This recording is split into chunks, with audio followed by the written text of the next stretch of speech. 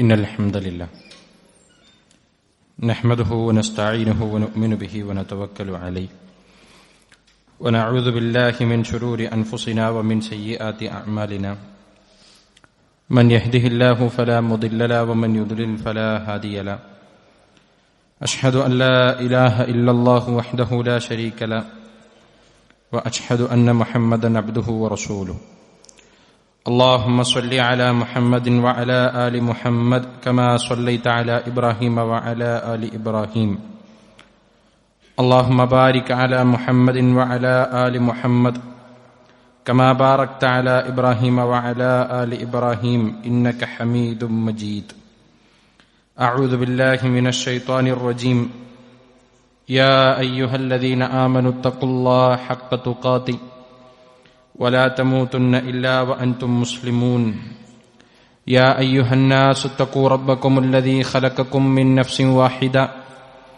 وخلق منها زوجها وبث منهما رجالا كثيرا ونساء واتقوا الله الذي تساءلون به والأرحام إن الله كان عليكم رقيبا يا أيها الذين آمنوا اتقوا الله وقولوا قولا سديدا يصلح لكم أعمالكم ويغفر لكم ذنوبكم ومن يطع الله ورسوله فقد فاز فوزا عظيما أما بعد فإن أصدق الحديث كتاب الله وأحسن الهدي هدي محمد صلى الله عليه وسلم وشر الأمور محدثاتها وكل محدثة بدعة وكل بدعة ضلالة وكل ضلالة في النار بسم الله الرحمن الرحيم سنفرغ لكم أيها الثقلان فبأي آلاء ربكما تكذبان يا معشر الجن والإنس إن استطعتم أن تنفذوا من أقطار السماوات والأرض فانفذوا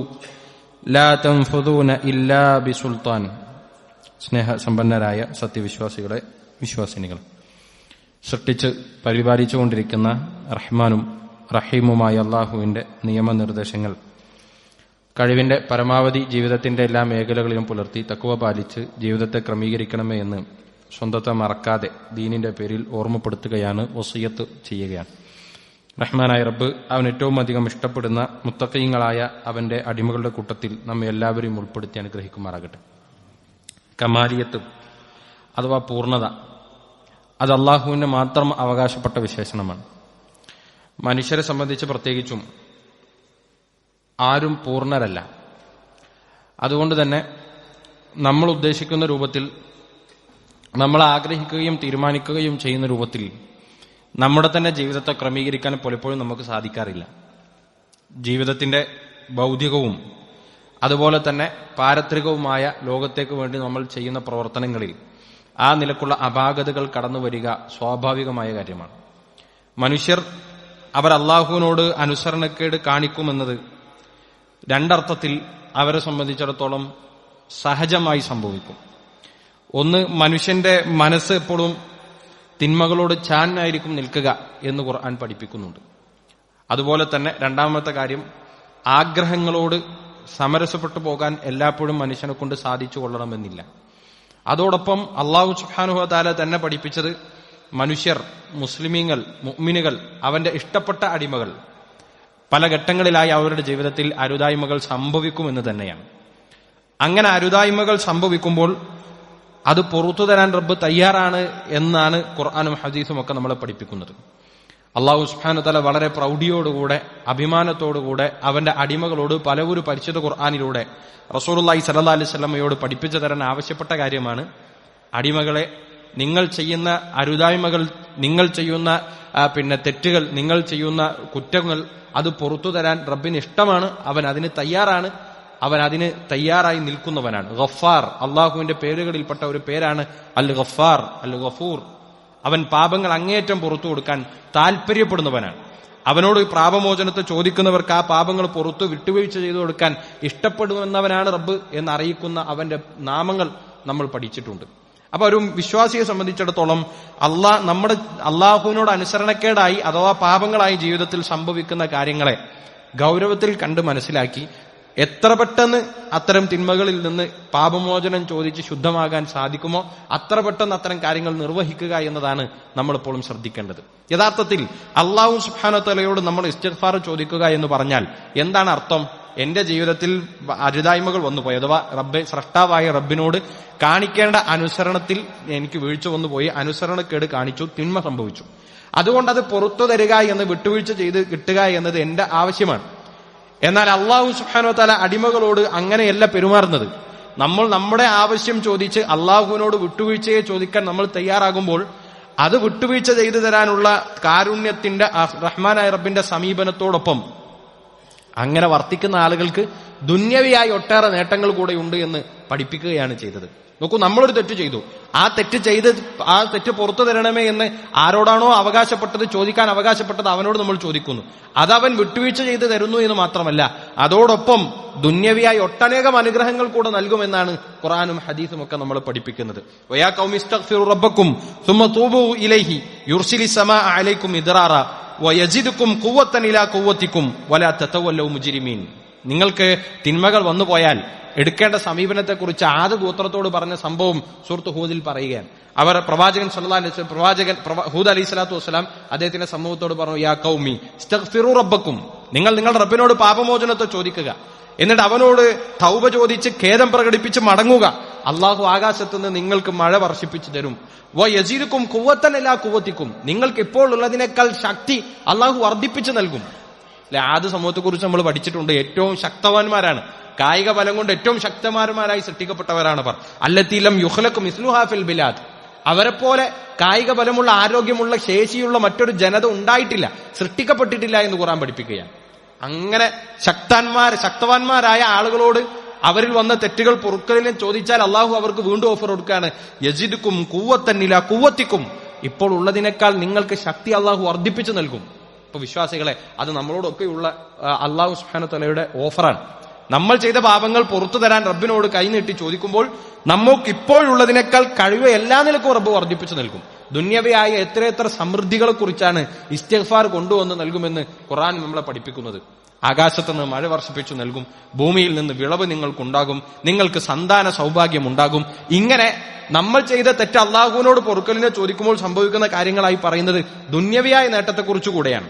വഅനിസ്തഗ്ഫിറു റബ്ബക്കും സുമ്മ തൂബു ഇലൈഹി യുമത്തിഉകും മതാഅൻ ഹസനൻ ഇലാ അജലിൻ മുസമ്മ. മറ്റൊരു സ്ഥലത്ത് ഇതേ സംഭവം പരാമർശിച്ച് അള്ളാഹു പറയാൻ, നിങ്ങൾ നിങ്ങളുടെ റബ്ബിലേക്ക് മടങ്ങിക്കോളൂ.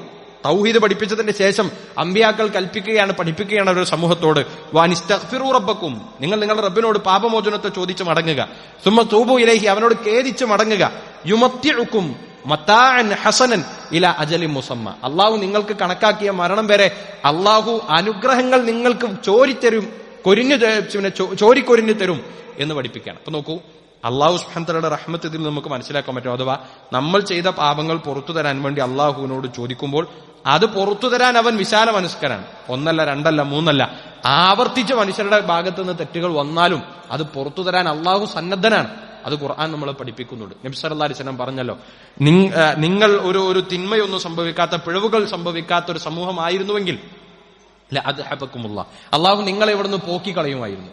എന്നിട്ട് സുമ്മ യഅതി ബി ഖൗമിൻ ആഖിരിൻ എന്ന് മറ്റൊരു സമൂഹത്തെ കൊണ്ടുവരും. യുദ്നിബൂൻ വയസ്തഗ്ഫിറൂൻ, അവർ തെറ്റ് ചെയ്യും എന്നിട്ട് പാപമോചനത്തെ ചോദിക്കും. അപ്പൊ റഹ്മാനായ റബ്ബ് നമ്മളിൽ നിന്ന് പ്രതീക്ഷിക്കുന്നത്, നമ്മളിൽ നിന്ന് വന്നുപോയ തെറ്റുകുറ്റങ്ങൾ അത് അള്ളാഹുവിനോട് ചോദിക്കാനാണ്. ആ ചോദിക്കുന്നത് എത്ര തവണ ആവർത്തിച്ചാലും അത് പുറത്തു തരാൻ റബ്ബ് തയ്യാറുമാണ്. പലപ്പോഴും പിശാച് മനുഷ്യരെ കെട്ടിയിടുന്ന ഒരു കാര്യം, കഴിഞ്ഞ റമദാനിൽ എത്ര നമ്മൾ കരഞ്ഞു ചോദിച്ചതാണ്, എത്ര പറഞ്ഞതാണ്, ഇതിൽ നിന്നൊക്കെ ഈ തിന്മകളിൽ നിന്നൊക്കെ മടങ്ങി എന്ന് നമ്മൾ എത്ര പറഞ്ഞതാണ്, എന്നിട്ട് പിന്നെയും സംഭവിക്കുകയാണ്. അതുകൊണ്ട് ഇനി ഇസ്തിഗ്ഫാറിന്റെയും തൗബയുടെയും വാതിലുകളിലേക്ക് പോകേണ്ടതില്ല എന്ന് പിശാച് നമ്മളോട് പറയും. എന്നാൽ മുഅ്മിനുകളെ മനസ്സിലാക്കുക, നമ്മുടെ റബ്ബ് നമ്മളോട് കൽപ്പിക്കുന്നത് എത്ര തന്നെ കടുത്ത തിന്മ, എത്ര തന്നെ തോന്നിവാസങ്ങൾ നമ്മുടെ ജീവിതത്തിൽ ആവർത്തിച്ച് വന്നാലും നിങ്ങളുടെ മനസ്സിൽ പാപമോചനത്തിന്റെ, മടങ്ങിപ്പോകലിന്റെ മനോഭാവമുണ്ടോ, നമ്മുടെ റബ്ബ് അത് സ്വീകരിക്കാൻ തയ്യാറാണ്. റഹ്മാനായ റബ്ബ് ഏത് ഘട്ടത്തിലും അതിന് തയ്യാറാണ്. എന്നാൽ പ്രത്യേകം സന്ദർഭങ്ങൾ പഠിപ്പിച്ചതിനെ അങ്ങനെ തന്നെ ഉപയോഗപ്പെടുത്താൻ കൂടെയാണ് നമ്മളോട് പഠിപ്പിച്ചു തന്നിട്ടുള്ളത്. നോക്കൂ സഹോദരങ്ങളെ, ഇനി നമ്മൾ ആലോചിക്കേണ്ട ഒരു കാര്യം, നമ്മുടെ ജീവിതത്തിലേക്ക് മുട്ടിച്ചു വെച്ച് ആലോചിക്കേണ്ട ഒരു കാര്യം, അല്ലാഹു സുബ്ഹാനഹു വ തആല നമ്മുടെ ജീവിതത്തിൽ വന്നുപോയ പാപങ്ങൾ പൊറുക്കലിനെ ചോദിക്കുന്നവർക്ക് പുറത്തു തരാൻ സന്നദ്ധനാണ്, ഇഷ്ടത്തോടുകൂടെ തയ്യാറാണ്. നമ്മളോ നമ്മുടെ ജീവിതത്തിൽ അങ്ങനെ ഒരു മനോഭാവം ഉണ്ടോ? റസൂലുള്ളാഹി സ്വല്ലല്ലാഹു അലൈഹി വസല്ലമയുടെ ഒരു ദിവസത്തെ ജീവിതത്തെക്കുറിച്ച് പറഞ്ഞല്ലോ, 70 മുതൽ 100 വരെ ഇസ്തിഗ്ഫാറും തൗബയും മഹാനായ റസൂലുള്ളാഹി സ്വല്ലല്ലാഹു അലൈഹി വസല്ലം അവിടുത്തെ ജീവിതത്തിൽ എന്നും പാലിക്കാറുണ്ടായിരുന്നു. രാവിലെയും വൈകുന്നേരമുള്ള നമ്മുടെ പ്രാർത്ഥനകളിൽ ഇസ്തിഗ്ഫാറും തൗബയും ഒക്കെ ചൊല്ലാൻ റഹ്മാനായബ് പഠിപ്പിക്കുന്നുണ്ട്. ഇനി അതും കടന്ന് നമുക്ക് ലഭിക്കുന്ന സന്ദർഭങ്ങൾ അതിന് നമ്മൾ ഉപയോഗപ്പെടുത്തുന്നുണ്ടോ എന്നൊരു ചിന്ത നമ്മൾ ആലോചിക്കണം. പലപ്പോഴും പക്ഷേ ഇവിടെ നോക്കൂ, തിന്മകളിൽ നിന്ന് ഖേദിച്ചു വഴങ്ങി വരാനുള്ള ഒരു മനോഭാവം ഇല്ല എന്നതിനേക്കാൾ ഗുരുതരമായി ഇപ്പൊ സമൂഹത്തിൽ കണ്ടുകൊണ്ടിരിക്കുന്ന ഒരു കാഴ്ച, തിന്മകൾ അത് ആഘോഷപൂർവ്വം പ്രകടമാക്കുക എന്നുള്ളതൊക്കെയാണ്. നമ്മുടെ ജീവിതത്തിൽ വന്നുപോയൊരു തിന്മയെ അത് സ്വാഭാവികമായി വന്നുപോയാൽ തന്നെ അത് മറച്ചു വെക്കാൻ നമ്മൾ മനസ്സ് കാണിക്കുക, അല്ലെങ്കിൽ അങ്ങനെ തീരുമാനിക്കുക എന്നതിനപ്പുറത്ത് അത് പ്രകടമാക്കുകയാണ്. എവിടെയൊക്കെ നമുക്ക് പ്രകടിപ്പിക്കാൻ പറ്റുമോ പ്രകടിപ്പിക്കുക. മാത്രമല്ല അത് ആവേശപൂർവ്വം, അതെന്തോ അഭിമാനമായി എടുത്തു പറയുക. എന്താണ് അതിന്റെ ഗൗരവം? നബി സല്ലല്ലാഹു അലൈഹി വസല്ലം പറഞ്ഞു, കുല്ലു ഉമ്മത്തി മുആഫൻ ഇല്ലൽ മുജാഹിരീൻ. എന്റെ ഉമ്മത്തിലെ എല്ലാവരും അവരുടെ പാപങ്ങൾ പുറത്തു കൊടുക്കപ്പെടും, അവർക്ക് വിട്ടുവീഴ്ചകൾ ചെയ്യപ്പെടും. ഇല്ലൽ മുജാഹിരീൻ, എടുത്തു പറയുന്ന ആളുകളെ ഒഴിച്ചു നിർത്തി. എന്നിട്ട് അത് ആരാണ്? വ ഇന്ന മിനൽ മുജാഹറത്തി, ആരാണ് അങ്ങനെ മുജാഹറത്ത് നടത്തുന്നവർ? അയ്യഅമല റജുലു ബില്ലൈലി അമലൻ, രാത്രിയിൽ ആരും കാണാതെ അല്ലെങ്കിൽ സ്വന്തമായി ഒരു ദേഹേച്ഛയുടെ വിഷയത്തിൽ ശരീരത്തിന്റെ ആഗ്രഹത്തിന് വഴങ്ങി ചെയ്തു ഒരു തിന്മ ഒരു മനുഷ്യൻ ചെയ്തു.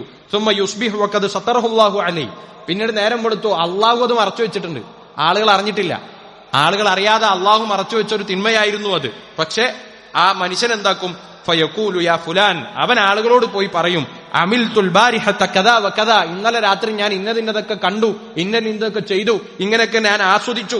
വഖദ് ബാത യസ്തുറുഹു റബ്ബുഹു, അവൻ രാത്രി കിടന്നുറങ്ങുന്ന വേളയിൽ അത് മറച്ചു വെക്കാൻ റബ്ബ് തീരുമാനിച്ചു. വയുസ്ബിഹു യക്ഷിഫു സത്തറല്ലാഹി അൻഹു, അള്ളാഹു മറച്ചു വെക്കാൻ തീരുമാനിച്ച അല്ലെങ്കിൽ മറച്ചു വെച്ചൊരു കാര്യത്തെ അവൻ തന്നെ ആളുകളുടെ ഇടയിൽ പ്രകടമാക്കുന്ന അവസ്ഥ ഉണ്ടായി. അത്തരം ആളുകൾക്ക് പുറത്തു കൊടുക്കുകയില്ല. അള്ളാഹു എല്ലാവർക്കും പുറത്തു കൊടുക്കുന്ന ചില സന്ദർഭങ്ങൾ നബി സല്ലല്ലാഹു അലൈഹി വസല്ലം ഹദീസിലൂടെ പഠിപ്പിക്കുന്നുണ്ടല്ലോ, എല്ലാ അടിമകൾക്കും പുറത്തു കൊടുക്കും.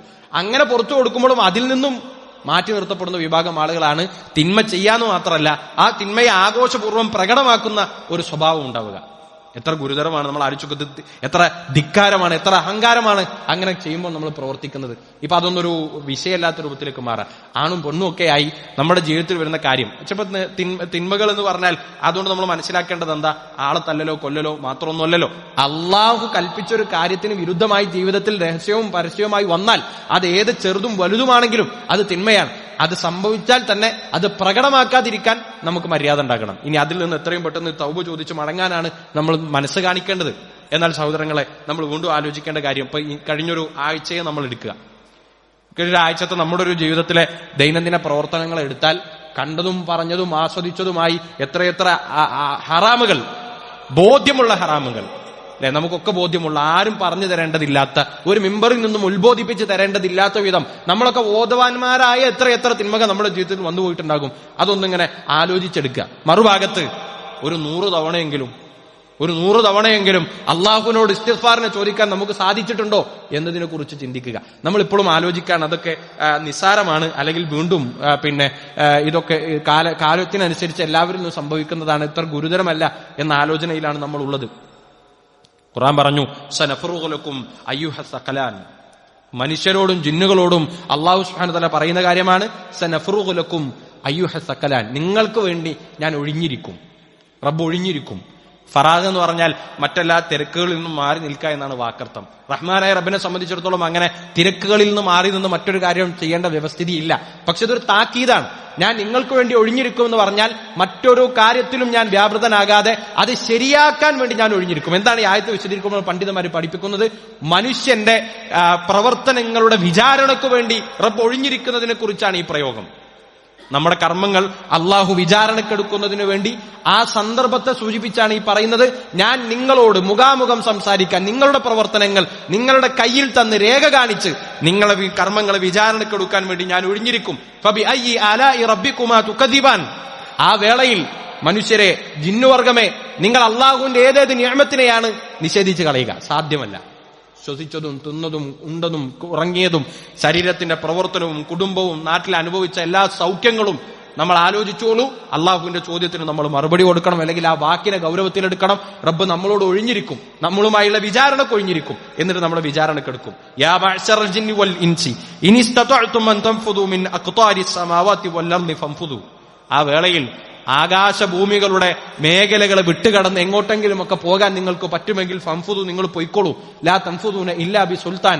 അള്ളാഹു നമുക്ക് തന്ന അധികാരങ്ങളെ വെച്ച് അവൻ നമ്മളെ വിചാരണക്കെടുക്കേണ്ട ഒരു ഘട്ടത്തിൽ അവന്റെ ഒരു നിലക്കുമുള്ള നോട്ടങ്ങളിൽ നിന്ന് ഒളിച്ചോടാൻ നമുക്ക് പറ്റില്ല.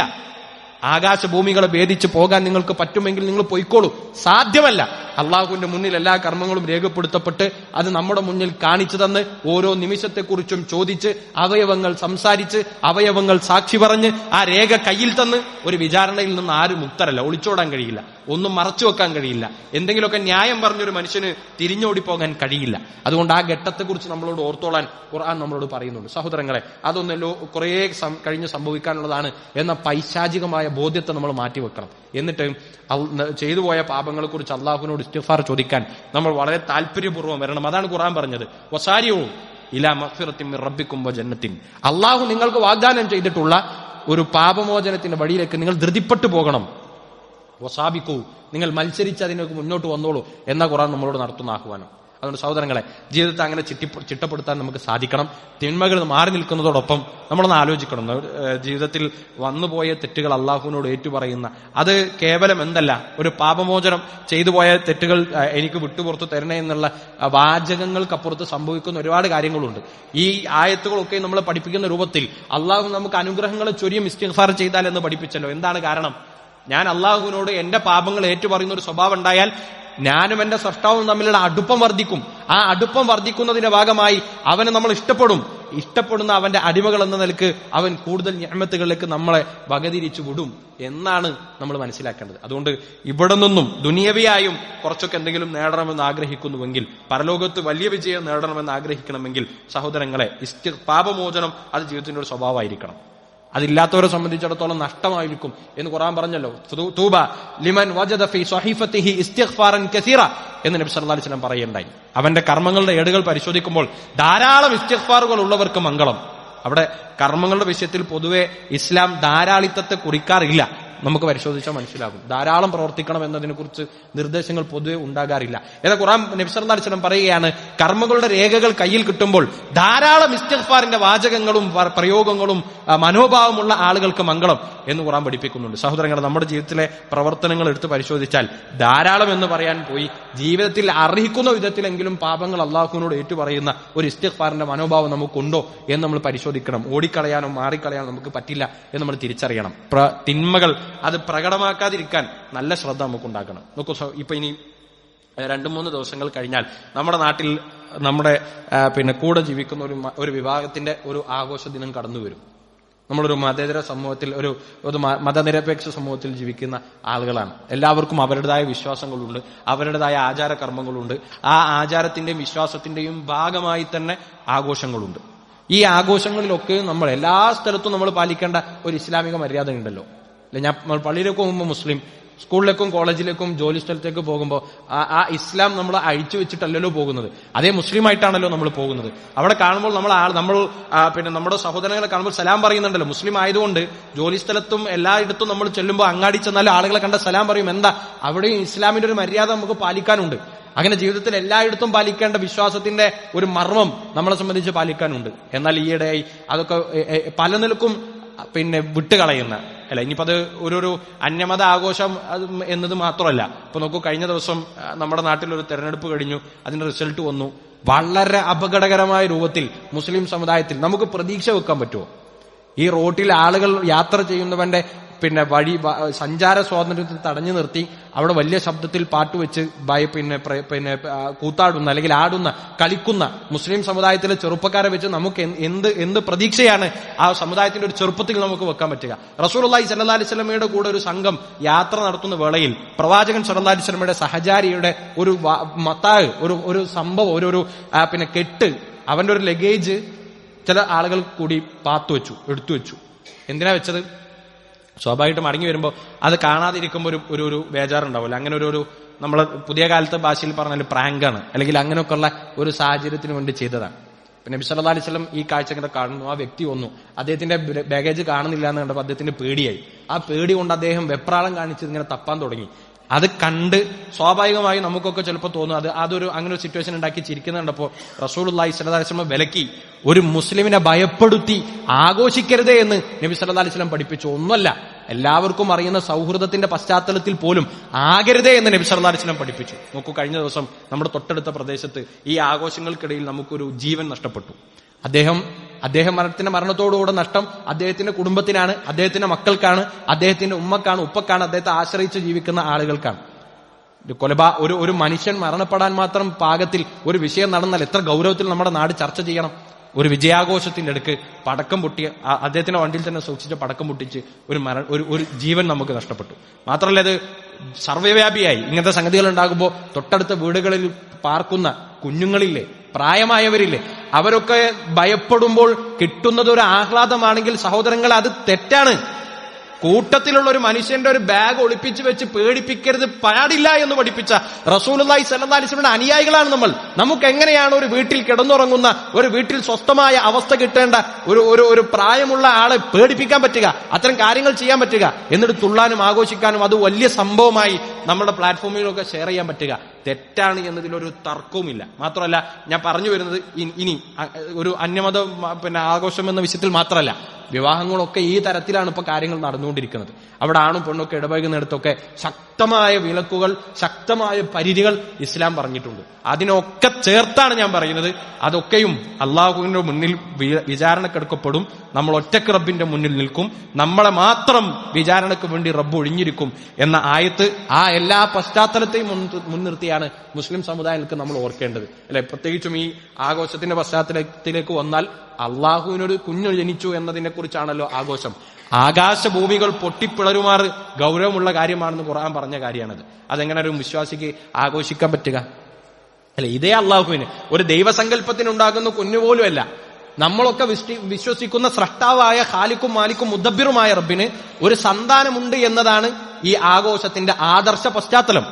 നമ്മൾ ആവർത്തിച്ചു പറയാണ്, ലം യലിദ് വലം യൂലദ്, അള്ളാഹുവിന് സന്താനമില്ല, അവൻ ആരുടെയും സന്താനവുമല്ല എന്ന് മാത്രമല്ല, പ്രവാചകന്റെ കാലത്ത് അങ്ങനെ സന്താനം അള്ളാഹുവിനുണ്ട് എന്ന് വിശ്വസിച്ചവരെ കുറിച്ച് ഖുർആൻ പറഞ്ഞത് തകാദു സമാവാതു വൽ അർളു, ആകാശഭൂമികൾ പൊട്ടിപ്പിളരുമാറ് ഗൗരവമുള്ള വാക്കാണ് പറഞ്ഞതെന്ന. അപ്പൊ എങ്ങനെയാണ് നമുക്ക് അവർ ആ ദിവസത്തിൽ കാലാകാലങ്ങളായി ഒരു സമൂഹത്തിന്റെ ഒരു സംസ്കാരം എന്ന നിലക്ക്, ആദർശത്തിന്റെ ഭാഗമെന്ന നിലക്ക് ആഘോഷിക്കുന്ന ആഘോഷത്തെ നമുക്ക് സന്തോഷപൂർവ്വം കൊണ്ടാടാൻ പറ്റുക?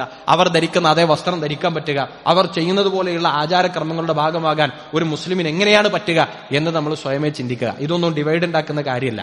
ഇത് നമുക്കൊരു ആദർശമുണ്ട്, ആ ആദർശത്തിൽ കണിശതയോടുകൂടെ നിൽക്കണമെന്നുള്ള നിർദ്ദേശമാണ്. ആരോട് പറയുന്നത്? മരണവും പരലോകവും ഒക്കെ ഉണ്ട് എന്ന് വിശ്വസിക്കുന്നവരോട് നമ്മൾ പറയുന്നത്. അതുകൊണ്ട് സഹോദരങ്ങളെ, അവിടെ എല്ലായിടത്തും അള്ളാഹുവിനെ അനുസരണക്കേട് കാണിക്കുന്നതിനെ നമ്മൾ സജീവ ഗൗരവത്തോടുകൂടെ കാണണം. അങ്ങനെ ഏതെങ്കിലുമൊക്കെ ഒരു ഘട്ടത്തിൽ മനുഷ്യനെന്ന നിലക്ക് പാളിച്ചകൾ വന്ന് നമ്മുടെ ജീവിതത്തിൽ തിന്മകൾ സംഭവിച്ചാൽ തന്നെ അത് പ്രകടമാക്കാതിരിക്കുക എന്നതാണ് ഒന്നാമത്തെ കാര്യം. രണ്ടാമത്തത്, എത്രയും പെട്ടെന്ന് അത്തരം തിന്മകളിൽ നിന്ന് അള്ളാഹുവിനോട് ഇസ്തിഗ്ഫാർ ചോദിച്ച് മടങ്ങാനുള്ള മനോഭാവത്തെ കാണിക്കണം. റഹ്മാനായ റബ്ബ് അവൻ ഇഷ്ടപ്പെടുന്ന അവന്റെ അടിമകളുടെ കൂട്ടത്തിൽ നമ്മെ എല്ലാവരെയും ഉൾപ്പെടുത്തി അനുഗ്രഹിക്കുമാറാകട്ടെ.